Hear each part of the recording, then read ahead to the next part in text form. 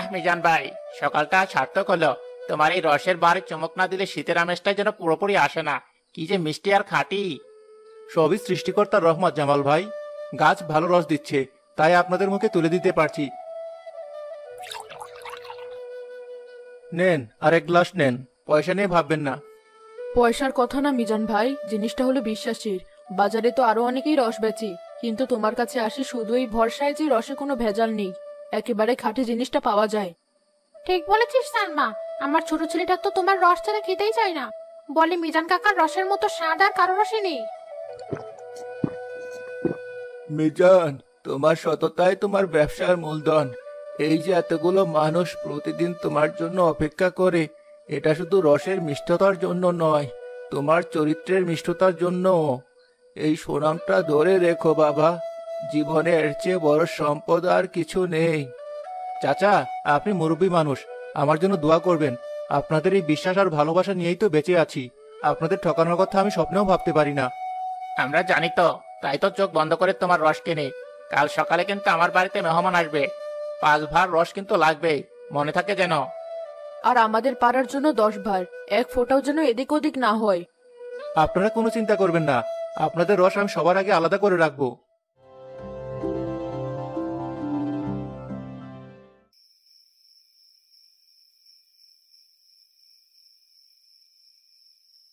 বিলকিস, দেখেছো? আজকের আয়টা দেখো, আগে সব দিনের চেয়ে বেশি। মাটির ব্যাংকটা প্রায় ভরেই এলো। সবই ওপরওয়ালার দয়া। আপনি সৎ পথে আছেন বলেই সৃষ্টিকর্তা তো বরকত দিচ্ছেন। মানুষের দোয়া আছে আপনার সাথে। হুম, তা তো আছেই, কিন্তু আমি একটা কথা ভাবছিলাম। কি কথা? আপনার মুখটা এমন চিন্তিত লাগছে কেন? আচ্ছা, ধরো যদি আমি 10 কলসি রসের সাথে 1 কলসি পানি মিশিয়ে দেই, কেউ কি টের পাবে? স্বাদ তো প্রায় একই রকম মিষ্টি থাকবে। এসব কি কথা বলছেন আপনি? যার জন্য এত সুনাম, যার জন্য মানুষ আপনাকে এত বিশ্বাস করে, তাদের সাথে আপনি বেইমানি করার কথা ভাবছেন? এটা তো সরাসরি গুনার কাজ। আরে বাবা, গোনা হবে কেন? আমি তার বিষ মিশাচ্ছি না, সামান্য একটু পানি। এতে আমাদের লাভটা একটু বাড়বে। ছেলেটার পড়ার খরচ বাড়ছে, তোমার জন্য তো একটা ভালো শাড়ি কেনার ইচ্ছা করে। আমার কোনো শাড়ি লাগবে না। মানুষের বিশ্বাসের চেয়ে দামি শাড়ি আর হয় না। আপনি যে সম্মানটা পেয়েছেন সেটা কি টাকা দিয়ে কেনা যায়? এই 2 পয়সা বেশি লাভের জন্য ওই অমূল্য জিনিসটা নষ্ট করবেন না। আল্লাহ যা দিচ্ছেন তাতে শুকরিয়া আদায় করুন। তুমি বড্ড সেকেলে রয়ে গেলে বিলকিস। দুনিয়া অনেক চালাক হয়ে গেছে, সবাই নিজের লাভ বুঝে। আমি একটু লাভ বুঝতে কি এমন ক্ষতি হবে? ক্ষতি আপনার হবে না, ক্ষতি হবে আমাদের বিবেকের, আমাদের সততার। যে সৃষ্টিকর্তা রিজিক দিচ্ছেন তার সাথে নাফরমানি করবেন না। আমার মন বলছে এর ফল কখনোই ভালো হবে না। আপনি এই চিন্তা মাথা থেকে বের করে দিন। আচ্ছা আচ্ছা, বাদ দাও, কিছু করব না আমি। তুমি শুধু শুধু চিন্তা করো, ঘুমানোর ব্যবস্থা করো।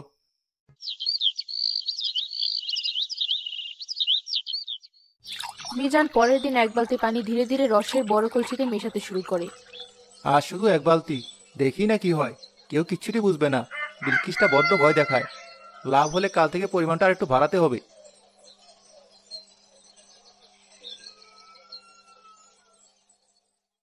শেষ পর্যন্ত আপনি কাজটা করেই ফেললেন। আমার কোনো কথাই আপনার কানে গেল না? নিজের বিবেকের কাছে একবার প্রশ্ন করলেন না? আরে তুমি এত ভোরে কি কি করব?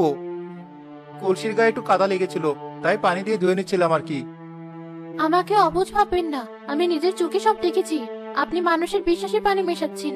এর পরিণতি যে কি ভয়াবহ হবে আপনি কল্পনাও করতে পারছেন না। আহ, সকাল সকাল বক্তৃতা শুরু করো না তো। আমি কি করছি না করছি সেটা আমার ব্যাপার, আমার ব্যবসা আমি বুঝবো। তুমি যাও, ঘরের কাজে মন দাও। এটা শুধু আপনার ব্যবসা নয়, এর সাথে আমাদের সম্মান জড়িত, আমাদের সততা জড়িত। আজ আপনি সব শেষ করে দিলেন। মনে রাখবেন, অসৎ পথে যা আসে তা সর্বনাশের পথেই বেরিয়ে যায়।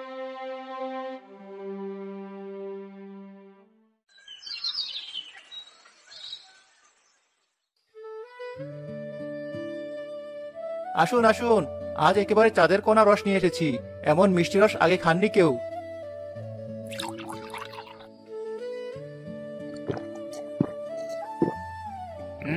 ভালোই তো, কিন্তু কেমন যেন একটু। কেমন ভাই? না না, ঠিক আছে, হয়তো আমারই মুখের স্বাদ অন্যরকম লাগছে। এই ফুলি, সত্যি করে বলতো আজকের রসটা খেয়ে তোর কি মনে হচ্ছে? কেন আপা? আমার কাছে কেমন জানি পাঞ্চে লাগছে। আগের মতো সেই গাঢ় ভাবটা নেই। মিষ্টি আছে, কিন্তু রসের যে একটা নিজস্ব ঘ্রাণ থাকে সেটা পাচ্ছি না। মনে হচ্ছে মিষ্টি পানির শরবত খাচ্ছি। আপা, তুমি আমার মনের কথাটা বলে দিলে। আমিও ঠিক এটাই ভাবছিলাম, কিন্তু ভাবলাম আমারই হয়তো ভুল হচ্ছে। মিজান ভাই, একটা কথা বলি, কিছু মনে করবেন না তো? বলুন আপা, কি বলবেন? আজকের রসটা কি অন্য গাছের? স্বাদটা ঠিক আগের মতো লাগছে না, কেমন যেন পাতলা। কি যে বলেন না আপা, একই গাছ, একই আমি। রসের স্বাদ পাতলা হবে কেন? হয়তো আজ কুয়াশা বেশি পড়েছে, তাই এমন লাগছে। রস তো একদম খাঁটি।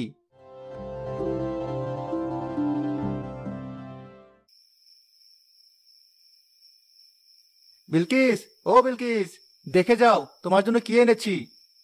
কি এনেছেন? চোখ বন্ধ করো। দেখো, বলেছিলাম না তোমাকে একটা রূপোর চেন কিনে দিব? কথা রেখেছি আমি। নাও, গলায় পরো। এই চেন আমার লাগবে না। লাগবে না মানে? এত শখ করে আনলাম, এটা কি ফেলনা জিনিস? যে টাকা দিয়ে এটা কেনা হয়েছে সেই টাকাটাই তো ফেলনা। এই টাকায় মানুষের বিশ্বাস ভঙ্গের দীর্ঘশ্বাস মেশানো আছে। এই পাপের জিনিস আমি গায়ে ছোঁয়াতে পারবো না। আবার ওই একই কথা, পাপ, পুণ্য, বিশ্বাস। আরে, লাভ করতে গেলে একটু এদিকুতি করতেই হয়, সবাই করে, আমি করলে দোষ? সবাই যদি কুয়ায় ঝাঁপ দেয় আপনিও দেবেন? আপনি তো এমন ছিলেন না। টাকার লোভ আপনাকে কোথায় নামিয়ে এনেছে আপনি নিজেও জানেন না। মানুষগুলো এখন আপনাকে বিশ্বাস করে বলে আপনার দোকানে আসে। যেদিন তাদের চোখের পর্দা সরে যাবে সেদিন এই টাকা আপনার সম্মান ফেরাতে পারবে না। সম্মান দুয়ে কি পানি খাবো? টাকা থাকলে সবাই সম্মান করে, তুমি এসব বুঝবে না। কাল থেকে আমি পানির পরিমাণ আরো বাড়াবো। আমার লাভ হচ্ছে, এটাই শেষ কথা। সৃষ্টিকর্তা আপনাকে হেদায়েত দিন। আমি এর বেশি আর কি বলতে পারি? আপনি নিজের সর্বনাশ নিজেই ডেকে আনছেন।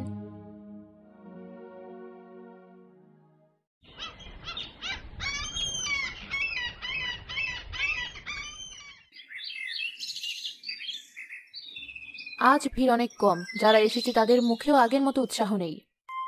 ভাই, রসটা খেয়ে দেখলি? পুরোটাই তো পানি।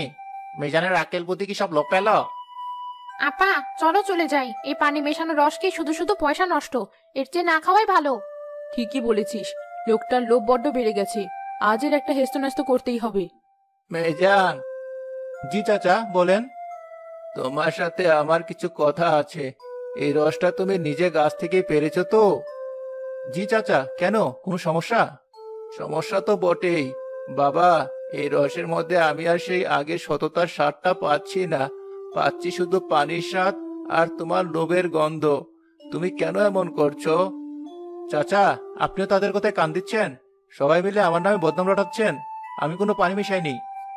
একদম মিথ্যা কথা বলবেন না মিজান ভাই, আমরা কি দুধের শিশু? খাঁটি রস আর পানি মেশানো রসের তফাৎ বুঝি না?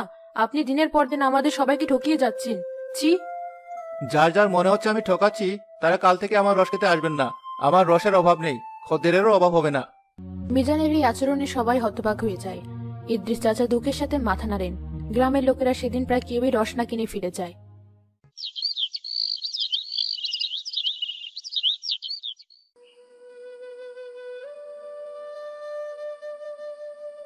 কিরে মেজান, আজ তো তোকে বড্ড একা লাগছে। কেউ না আসুক, আমার তাতে কিছু যায় আসে না। আপনি কেন এসেছেন? আমার নামে বদনাম করতে? না বাবা, তোর উপর রাগ করে আমি কি করব? তুই তো আমার ছেলের মতো। হয়তো তোর কোনো সমস্যা হয়েছে, তাই এমন করছিস। যাই হোক, আমাকে এক গ্লাস রস দে। শীতে শরীরটা বড্ড কাবু হয়ে গেছে। মিজানের মনে কিছুটা অনুশোচনা জাগার বদলে জেদ চেপে বসে। সে ইচ্ছে করে সবচেয়ে বেশি পানি মেশানো প্রায় স্বাধীন রসটা ইদ্রিস চাচার গ্লাসে ঢেলে দেয়। বেঁচে থাক বাবা, সৃষ্টিকর্তা তোর ভালো করুক।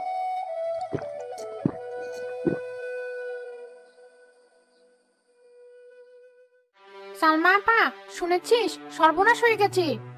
কি হয়েছে? এমন করছিস কেন? ইদ্রিস চাচা বিছানায় পড়ে গেছেন। সকাল থেকে কি ভয়ানক বমি আর পেট ব্যথা। গ্রামের কবিরাজ এসে জবাব দিয়ে গেছে। বলছে পেটে বিষাক্ত কিছু পড়েছে। বলিস কি? কিভাবে হলো? চাচা তো সকালে ভালোই ছিলেন। আর বলো না, চাচি বললেন সকালে বাড়ি থেকে বের হয়ে শুধু মিজানের ওই পাতলা রসটাই খেয়েছিলেন। তারপর থেকে এই অবস্থা। ওই পচা পানি হয়তো চাচার পেটে সয়নি। হায় সৃষ্টিকর্তা, লোভী শয়তানটা শেষ পর্যন্ত একটা মুরব্বী মানুষের জীবন নিয়ে টানাটানি শুরু করলো। না, একে আর ক্ষমা করা যায় না। চলো সবাই, আজের একটা বিচার চাই আমরা।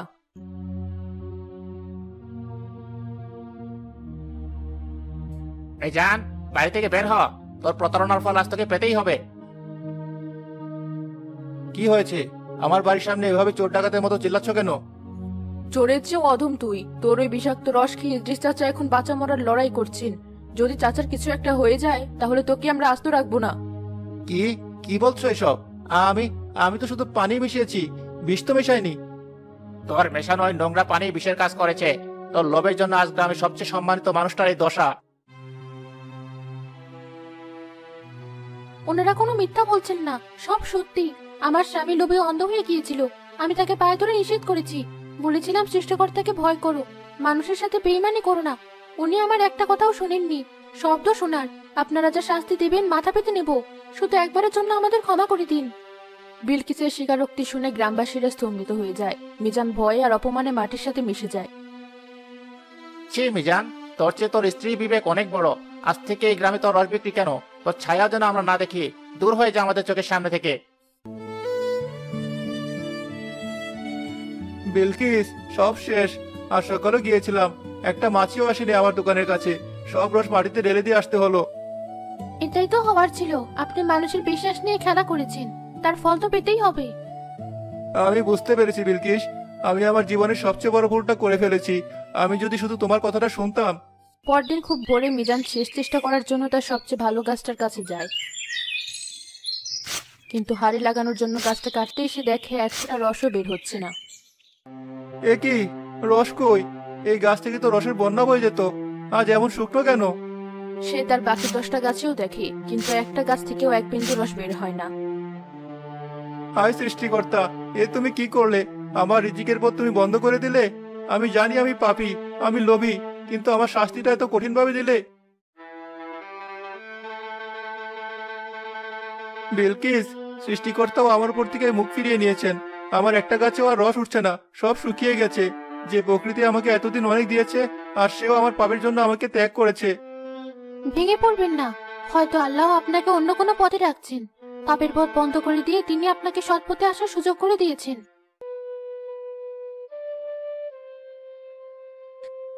চাচা, আমাকে মাফ করে দিন। আমি একটা পশুর চেয়ে অদম। আমার জন্য আপনার এই অবস্থা হয়েছিল। বাবা, ভুল তো মানুষই করে। তুই যে নিজের ভুলটা বুঝতে পেরেছিস, এটাই সবচেয়ে বড় কথা। আমি মনে কোনো কষ্ট রাখিনি, তোকে আমি ক্ষমা করে দিয়েছি। কিন্তু প্রকৃতি তো আমাকে ক্ষমা করেনি চাচা। আমার সব গাছ রস দেওয়া বন্ধ করে দিয়েছে। আমি এখন কি নিয়ে বাঁচবো? যে সৃষ্টিকর্তা মুখ দিয়েছেন, তিনি আহার দেবেন। তুই মানুষের বিশ্বাস হারিয়েছিলি, তাই তোর গাছেরও বিশ্বাস হারিয়েছিস। এখন নতুন করে শুরু কর। পরের জমিতে মজুর খাট। সৎ পথে 1 টাকা আয় করলে তাতে যে শান্তি পাবি, অসৎ পথে 1000 টাকাও তা পাবি না। বিলকিস, চাচা ঠিকই বলেছেন। কাল থেকে আমি কাজে বের হব। দিনমজুরি করে যা পাবো তা দিয়ে আমাদের সংসার চলবে। আর কোনোদিন অসৎ পথের দিকে ফিরেও তাকাবো না। আমি জানতাম আমার স্বামী আবার আগের মতো সৎ মানুষ হয়ে যাবে। আমাদের অল্পই জুটুক, কিন্তু সেটা যেন হালাল হয়। সৃষ্টিকর্তা নিশ্চয়ই আমাদের দিকে মুখ তুলে চাইবেন।